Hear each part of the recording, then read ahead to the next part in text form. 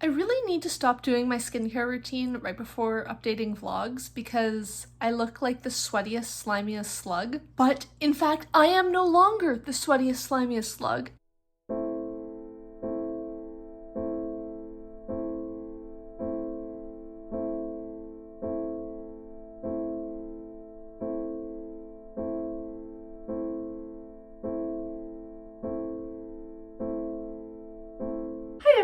Rosie here. Welcome back to my channel. I'm starting another week-long reading vlog for a readathon today. It is, as you'll have just seen on the screen, I guess, Sunday, June 6th, and it is the first day of the Queer Lit Readathon. It's my first time participating in this readathon, and I am so excited about it. I have a lot of really exciting books that I'm planning on reading, but I'm not going to introduce them all now. I will link my TBR up here or up here.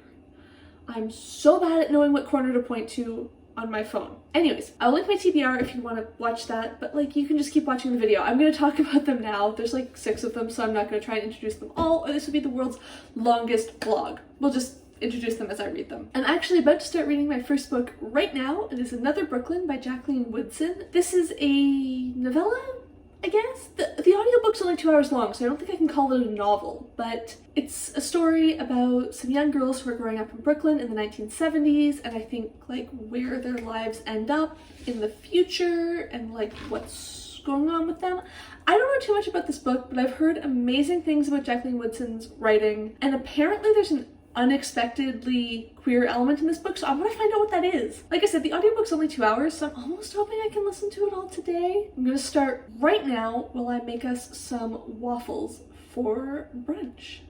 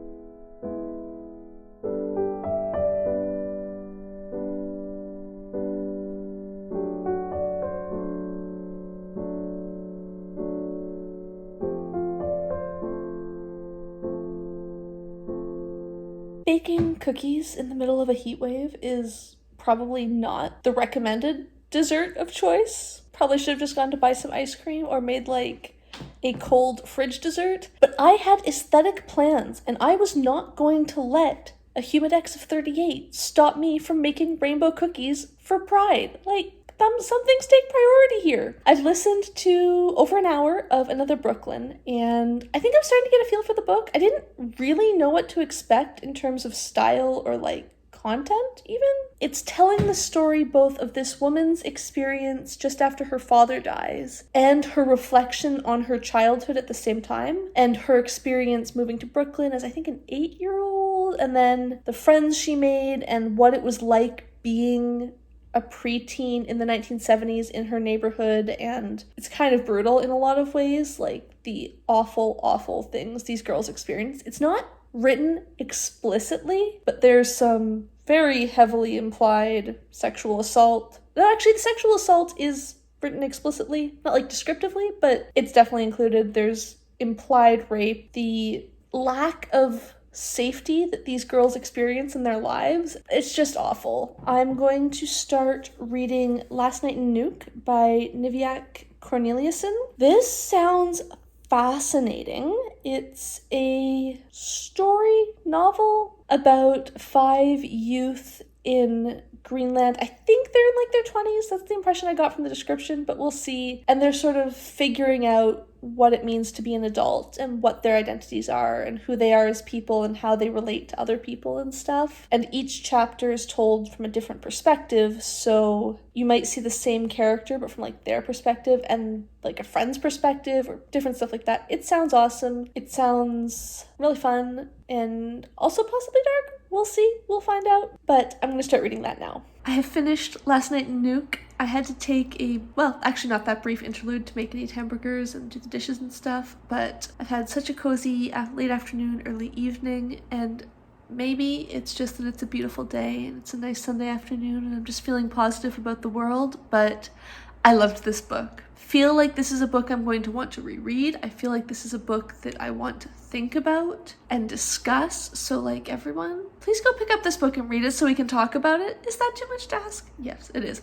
Although it's very short, as you can tell, because I've read it in the span of like I think 2 or 2.5 hours. It was a really, really quick book to read. That's not a good thing or a bad thing, but sometimes it's nice to have something that's really good but like really bite-sized. As I said earlier, it's told from 5 points of view and it's 5 people's lives spanning roughly the same amount of time. And one of the things that I found cool is that each chapter has like a different feel.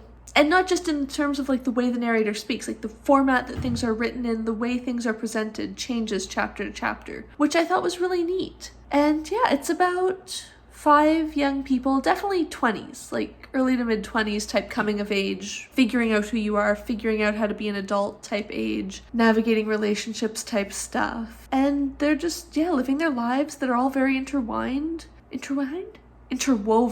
One aspect that I found really cool is Nuuk is a really small city. According to Google, it has a population of like 18,000 people, which, I mean, to be fair, I would actually call even not that big of a town. So there's an interesting vibe, like it's a interconnected stories because of course these people are variously friends and partners with each other. But there's a sense of community and connectedness that at least for me feels very real. I was going, yes, that is exactly how it is to live in a small town. I don't know if I've talked about this before. I'm from a town of like 5,000 people, which isn't tiny, but is pretty small. I'm pretty sure that when my partner came back to visit for the first time, he thought I had like hired actors or something because, we'd be out about like just downtown getting coffee or doing something and, you walk down 2 blocks of street and 3 people stop and go, "Oh, Rosie, how are you? It's so good to see you. What have you been doing?" And it's like you can't go anywhere without seeing everyone you know.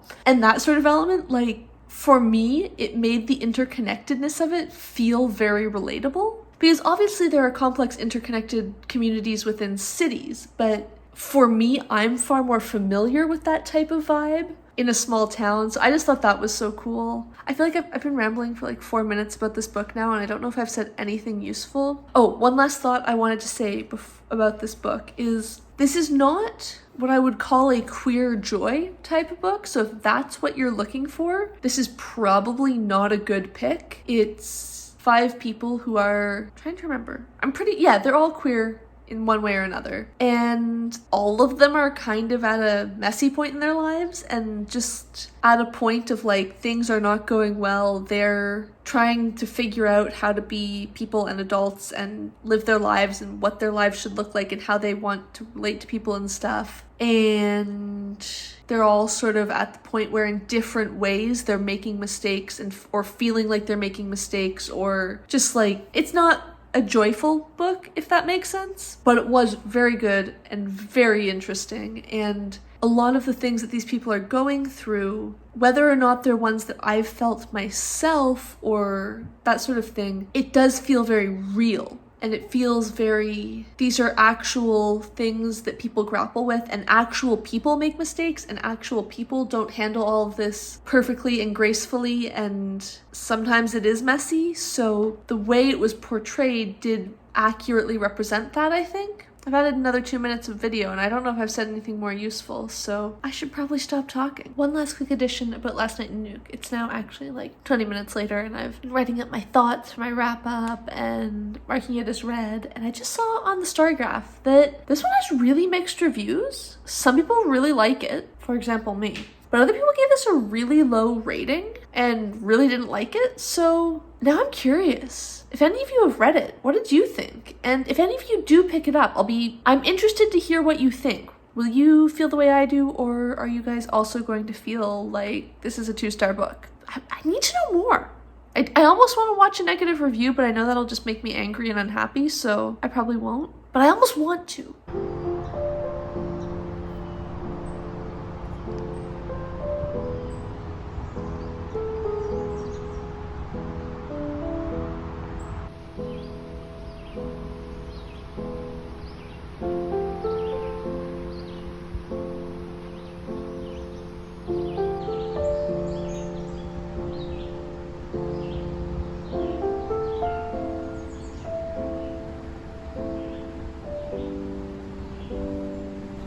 Need to stop doing my skincare routine right before updating vlogs because I look like the sweatiest, slimiest slug. But in fact, I am no longer the sweatiest, slimiest slug, and that's because after I got back from my walk, I had to have a cold shower before I did anything else. And then, of course, if you're gonna have a shower, you gotta do your skincare. It's a whole if you give a mouse a cookie type situation that ends up with me sitting in my bedroom with a terrible light and a very shiny face to update the vlog. That's not the important thing here, though. I finished another Brooklyn between my workout at lunch and then a nice walk after dinner once it wasn't any cooler, but at least you don't have to wear sunscreen, so that's a plus. I don't know. It was really, really good. Objectively, it was a very well-written book. It was interesting. It was compelling. The characters were fantastic. I think I just feel like I wanted more of it. I picked it partly because it was like less than 3-hour-long audiobook, and that sounded cool. I was interested. I'd heard good things about Woodson's writing, but I think I just wanted more. It focuses on, well, the narrator is a middle-aged-ish woman reflecting on her childhood in the 1970s after the death of her father and about the friends she had and the experiences they had growing up Black in Brooklyn in the 1970s and good parts and the bad parts and all the parts, basically. I don't know. I think I would have liked more. More of the other characters, more of the narrator, just like, I guess that's a good sign. I guess that's a sign it was a good book, the fact that it left me going like, this is great, keep going. But I don't know, I just felt like she could have carried it further. Maybe that's the point. Maybe the point is that it's sort of a vignette on that very specific age range of, sort of 10 through 15, 16-ish. I'm gonna rate it highly because it was really good. I just think twice as much would have been even better, and it would have given her more space to continue the story and to see the character transform a bit more, maybe, because there is a lot of evolution, and we see that in the last few chapters, sort of some events that make the character change her behavior and think about what she wants and how she's going to go about life. But it's sort of like, that sounds really interesting. Like, elaborate, tell me more. Like, the stuff about her adult time, again, I'm like, this sounds fascinating. I want to know more about this. So, I don't know, it was really good. It wasn't quite a 5-star, if that makes sense. But I can't put my finger on why. I've got a fan and some nice ice water, and I'm going to start my 3rd book. So excited. I'm going to start The Wrong End of the Telescope by Rabih Alameddine. I don't know too much about this author, but apparently he's pretty big. I think he's won some big literary prizes or something. I'm not positive, but I have an arc from NetGalley of this book and it sounds great and I want to read it. I guess I should tell you what it's about. From what I know, it's about an Arab American trans woman who's on the outs with her wife and is a doctor, and her friend is running the medical center at a refugee camp on an island in Greece. So she goes over to volunteer and cares for and forms a relationship with a Syrian grandmother who's dying of cancer. I don't really know what to expect from this. Based on the summary, based on the fact that I know nothing about this author, I'm kind of going in a bit like, the premise sounds cool, but I have no idea what the style of this book is going to be. So I think it's time that I sit back and dive on in.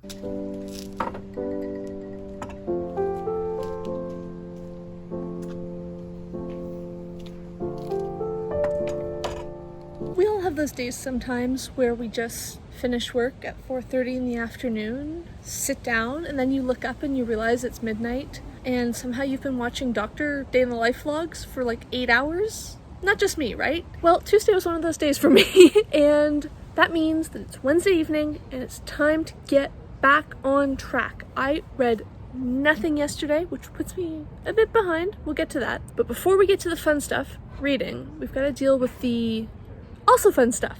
Booktube. So I'm gonna vlog as I go because I'm hoping that this will help me keep accountable and keep me focused and not going down more random vlog rabbit holes. So one video to caption. Fortunately / unfortunately, the other video I should be captioning this week, the caption's auto-generated in Dutch. I don't know why. Does this happen to any of you guys? Sometimes they just like auto-generate in Dutch, or Korean happened once. I'm like, the video language is set to English.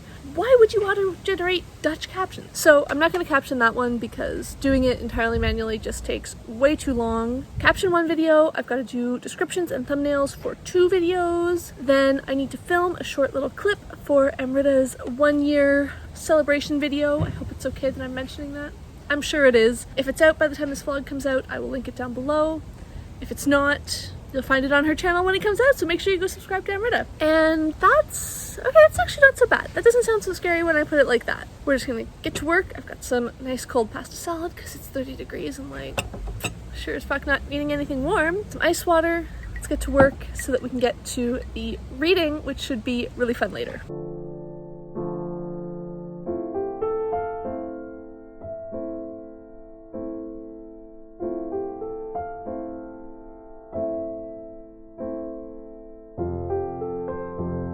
Alright, progress update. Captioning done. Descriptions and thumbnails done. You will have already seen those videos because they're coming out before this one is, so I don't need to tell you about that. But I am on top of things. The video that's going live tomorrow is now ready, so that's a relief. I realized I don't think I actually showed you the cookies I baked on Sunday. So this is what they look like. They're just oatmeal cookies, but without chocolate chips or raisins and with M&Ms instead. And they're super cute and they're super tasty, and I'm gonna have one as a treat because I did my stuff. And now it's like 8 o'clock and I have to decide what I should do. I was kind of hoping I'd get out for a walk this evening. I want to keep reading Freshwater by Akwaeke and Emezi, which I started at lunchtime today and it was really good, and I want to make sure I finish that this week. But honestly, I'm just really tired, so even though it's a beautiful evening, should I? It is a beautiful evening. I don't know, I'm gonna eat this cookie and figure it out, but I'll either go for a walk and keep listening to Freshwater, or I will just say, you know what, it's okay to be sleepy and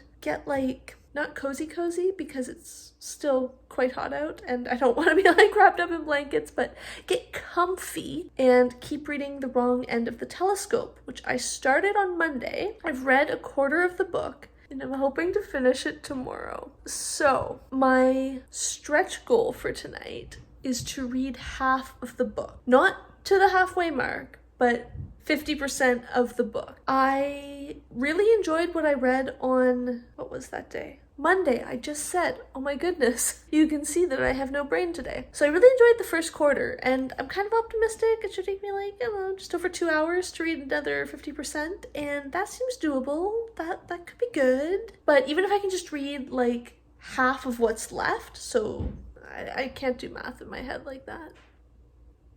37% of the book or something. That would also be a success because then I just have to read the rest tomorrow.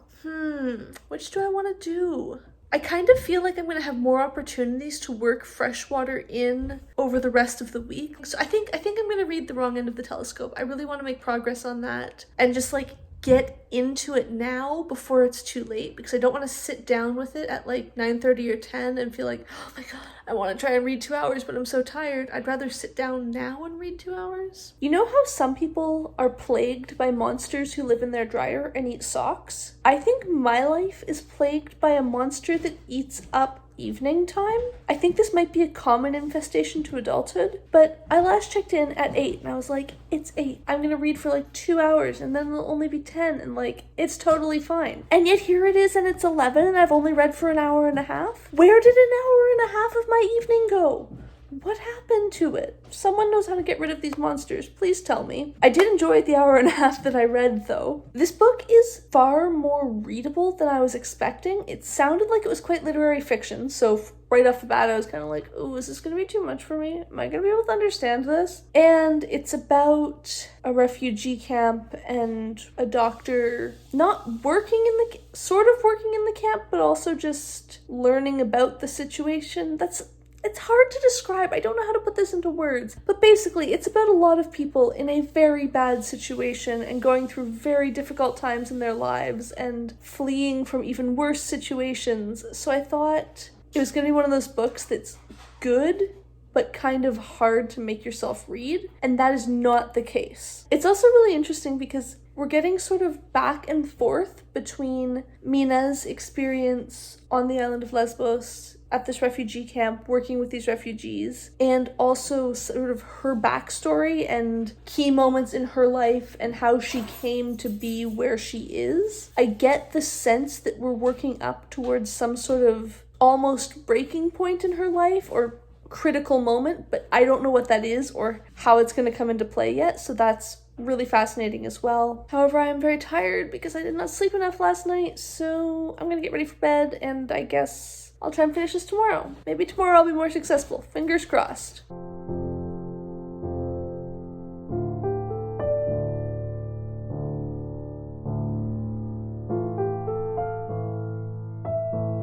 Well, I have been a total potato when it comes to vlogging today. I had such high hopes of getting some gorgeous B-roll at the farmer's market at lunch, and then I got like, I think 1 10-second clip that you've seen, and it's really hard to do your grocery shopping while wearing a mask and social distancing and trying to put things in a backpack and also film things. That's my excuse. So I didn't do that, and I've been, well, okay, we're gonna count this evening as a win because I have actually been reading, and you can't have a reading vlog without reading. I've done the reading part, now let's do the vlog part.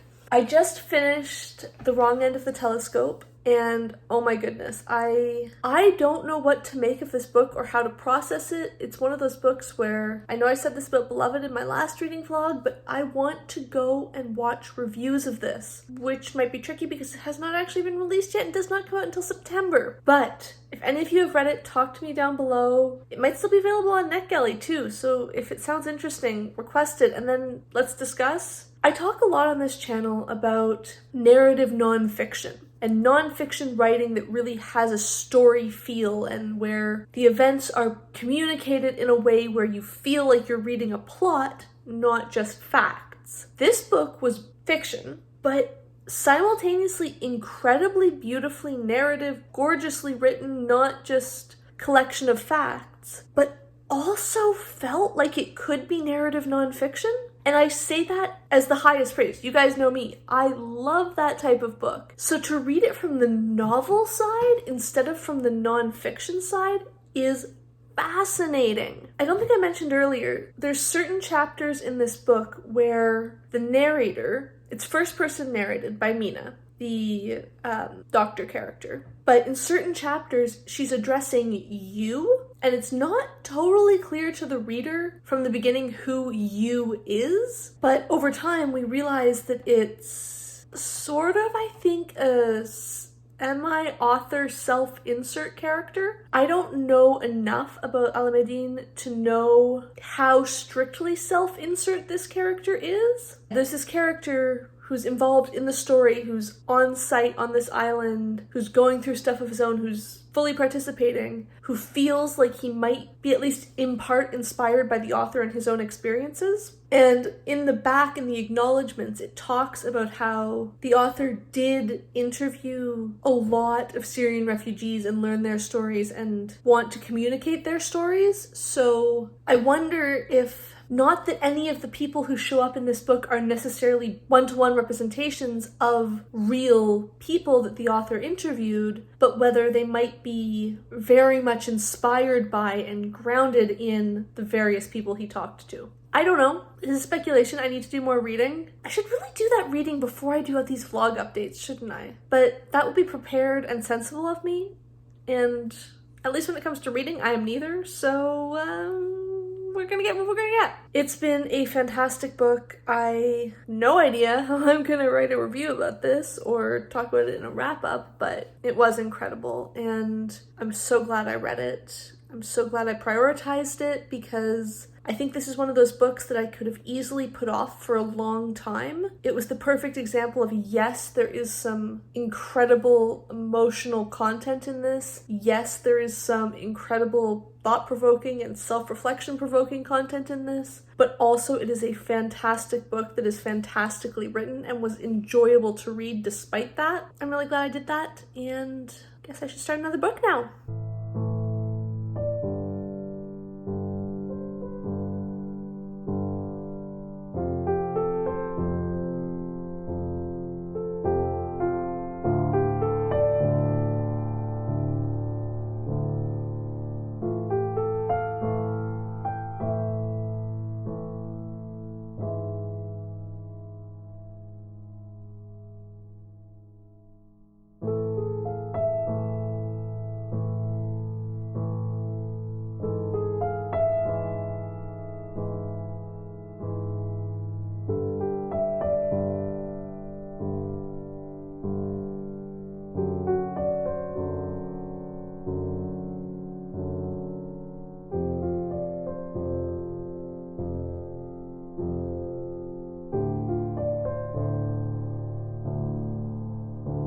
I've mostly been really, really lazy about reading this afternoon / this evening. It's like almost 10 p.m. It's definitely been evening as well. But that's okay. I did read like an hour of Freshwater when I went on a walk after work to run some errands, so I'm making some progress in that. I don't know if I've mentioned that yet. Have I? I don't think I have. That's Freshwater by Akwaeke Emezi. It's the group read for the readathon, and I don't know how to describe it right now. I'll link my TBR up here in case you're interested in that. But it's intense. It's fascinating. The writing is incredible, and all I'll say for now is that if you think you have any trigger warnings that might bother you in a book, definitely check those out for this before you start. I'm not usually I don't want to say squeamish person, but I'm not someone who has strong reactions to a lot of things that would usually be considered triggers. And this one was definitely making me like, while on my walk. So just be aware of that. I've read almost everything on my TBR now. I'm not sure if I'll finish Freshwater tomorrow or not, but all I have left is Maurice by E.M. Forster. That's a classic queer novel. It was written in 1913 and 1914, but it wasn't published until the 1970s, and it's about an incredibly conventional young British man who's gay. I don't know too much more about that. I've heard it has a happy ending, then Lana told me it doesn't have a happy ending, so I don't know what to expect. Anyway, I have that left, and I also have the Lumberjanes comics. And it's gonna sound so weird, the rest of the evening has been such a like just being chill and cozy vibe that I kind of want to read the potentially sad classic. Earlier I went for a nice walk and it was a beautiful day out, and then I came home and made mac and cheese for dinner, and it was very unaesthetic but it was very comforting. And then I just wasn't in the mood to read after dinner, so instead I watched Cocksutt videos and answered comments for like 2 hours. Remember last week in my How Do You Booktube tag, which will be up here, when I said that I really try not to let more than 5 or 6 comments accumulate at a time because it then makes me stressed out to have to answer them? Well, of course, I jinxed myself as soon as I recorded that and posted that, because as soon as that video went live, I was just like not able to reply to comments. Not for any like external reason, just like got psyched out about replying to comments and didn't do it for like 3 days. So a whole bunch had accumulated, but I got them down. I replied to all of them. So yay, that was fun. And now I feel like I've had a bit of that break, so I'm ready to dive into the classic, and hopefully tomorrow I'll finish some stuff. We'll see. Either way, it's been fun, and the point is not to strictly read the books within the span of the readathon, it's just to get reading more queer authors. So that's good, and if some of these flow over, that's totally fine, and I don't need to be obsessive.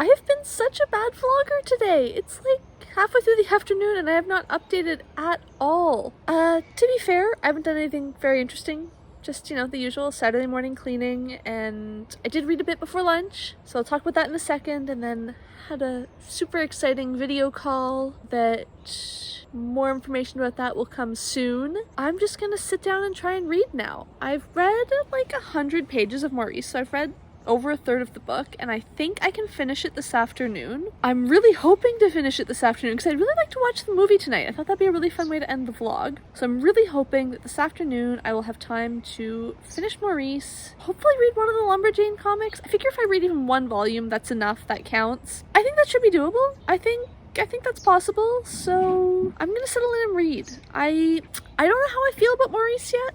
It's an interesting book. It's at least somewhat self-aware about some of the issues I was having. Like, the way the titular character, Maurice, talks about women and, like, the way the book approaches women is not great. But it also does acknowledge that, like, it flat out comes out and says, like, and Maurice was a misogynist. So it doesn't, condemn it, but it also does point out that, like, this was his attitude, and I don't know how I feel about this book.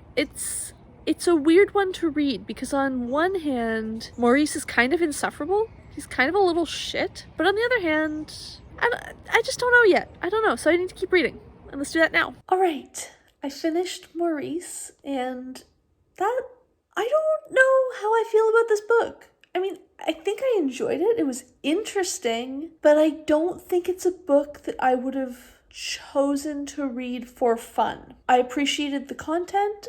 I appreciated the writing. I totally see how it is interesting within the genre of LGBTQIA plus writing and books about gay characters and all of that. I don't know if the story was one that I loved. Or not the story. Honestly, I think I just find it hard because for most of the book, Maurice, who we spend the whole book with, just wasn't a character I particularly enjoyed. Actually, none of the characters really were. And it's not that I need a character to be likable, it's that I felt this weird, like, I should be sympathizing with him, and yet he's being kind of an ass. I don't know. I'm glad I read it, but I don't think it's a new favorite. I will say, I think I'm coming down on the side of happy ending. There was an interesting note at the end of the edition that I read, which, side note, is exactly where I want that sort of analysis and, like, text. Not in the introduction. I don't want to read it before the book. I want to read it after the book that discussed how, in the context of its time, this really was a happy ending. And I thought, yeah, that rang true to me. In about half an hour, I'm going to get up and go for a drive and pick up a bike that I've just bought on Facebook Marketplace. But maybe I'll try and do some reading before then. We'll see. Maybe I'll do that later. Either way, I think I can get some Lumberjanes in and tick off all of my prompts before midnight. I have been reminded as to why I never say anything on social media or a vlog before it's actually happened. As soon as I said that I was supposed to go pick up a bike that I had just picked up on Facebook, and then I went out and I got my car all set up and, took a bunch of junk out of the trunk and put the seats down in the back seat so it'd be all ready to put the bike in. Of course, the woman messaged me and said that they no longer want to sell it, which, fair. I mean, thanks for at least messaging me before I drove half an hour on the highway to get to you. But, why did you list it this morning if you now don't want to sell it? That should mean that I have loads of time to read Lumberjanes before dinner because my partner is cooking tonight. But it also means that I'm just too grumpy. And I should just get into these because they're my brings me joy books. They're the ones I'm reading for that prompt. So if I'm grumpy, shouldn't I read something that brings me joy? But I just, don't want to. I just want to be grumpy. We'll see. We'll see if I manage to pull myself out of this funk. We did watch Maurice, or Morris? Is that how British people say Maurice? Does everyone pronounce this name Morris except me? That was a deeply disturbing fact I learned while watching this movie. But it was really fun. It was really interesting. I thought it was a really good adaptation, and I'm so much more into watching adaptations now. Right after I read the book, I read 75% of this book today, and then 2 hours after I finished, sat down to watch the adaptation, and I thought it was really interesting. I feel like I got way more out of the movie because I had just read the book and because I was thinking about all the things and I remembered all the little nuances from the book. But also I feel like I got more out of the book seeing it again and seeing the story again from a slightly different perspective, and that space to think about it again. I don't know. I think this is gonna be a thing I do going forward. We're getting into movies, so that's fun. And actually, speaking of which, Bear, what did you think? Don't escape. What did you think of it not having read the book? Was it interesting? Yeah, it was. I liked it. It was a good movie. Do you think you would have liked it had we not paused to explain a lot? Because that's something I never know with movies like this. Would it have been hard to follow if you didn't know the story? I think I would have missed some key details had you not explained the context. Yeah, which is fair, because I definitely would have missed key details if I hadn't just read the book. It's a different experience. Let us know if you want us to do a review series or something. That could be fun. I read the book, he just watches the movie. We could do interesting reviews. They'll probably just both be it was pretty good. But hey, at least they'll be short. It's definitely bedtime for me, but you can't go to bed without doing some reading, right? And it's not yet midnight. I've got, 50 minutes until the readathon is over, and I think I can read volume 1 of Lumberjanes in 50 minutes. It's only 160 pages or something, and it's a graphic novel, comic, whatever you want to call it, so I can definitely get through at least one volume of this and have gotten to it. I meant to mention this earlier today, but I forgot. I have not made that much progress on Freshwater. I've listened to a couple of hours of the audiobook, but today I just wasn't in the mood for it. I'm going to keep listening to it. I'm definitely not going to DNF it, so keep an eye out for my wrap-up at the end of the month if you'd like to hear my final thoughts. I think it's just one that I want in half-hour or hour-long bites. I didn't want to listen to it for 3 hours this morning, so I didn't. But I don't know. I started it, at least. I didn't finish it this week, but I did start it, and that's something. And I'm gonna start Lumberjanes, and I guess that's everything on my TBR. So it's been another weekly reading vlog. Let me know down below, what do you guys think of this format? Is it one you'd be interested in seeing again in the future? I'm not sure how I feel about them. I think I kind of prefer my weekend reading vlogs. I find it easier to do vlog stuff when it's like super intense and focused for 3 days as opposed to on and off for 7. I feel like I'm more likely to just forget to vlog or not put the effort I want into it or not think creatively about it when it's for a whole week. But I don't know. What do you guys feel from the viewer perspective? I'd be interested to hear. Also, did you guys participate in the Queer Lit Readathon? If yes, what did you read? If no, do you have any LGBTQIA plus books you're looking forward to reading in June or throughout the rest of the year? Please leave them down below if you do, if you've got recommendations or ones you're excited about, because I'm always on the lookout for more new books to read. And as always, if you like this video, please give it a thumbs up down below. If you would like to see more of my videos, please hit subscribe, and thank you for watching.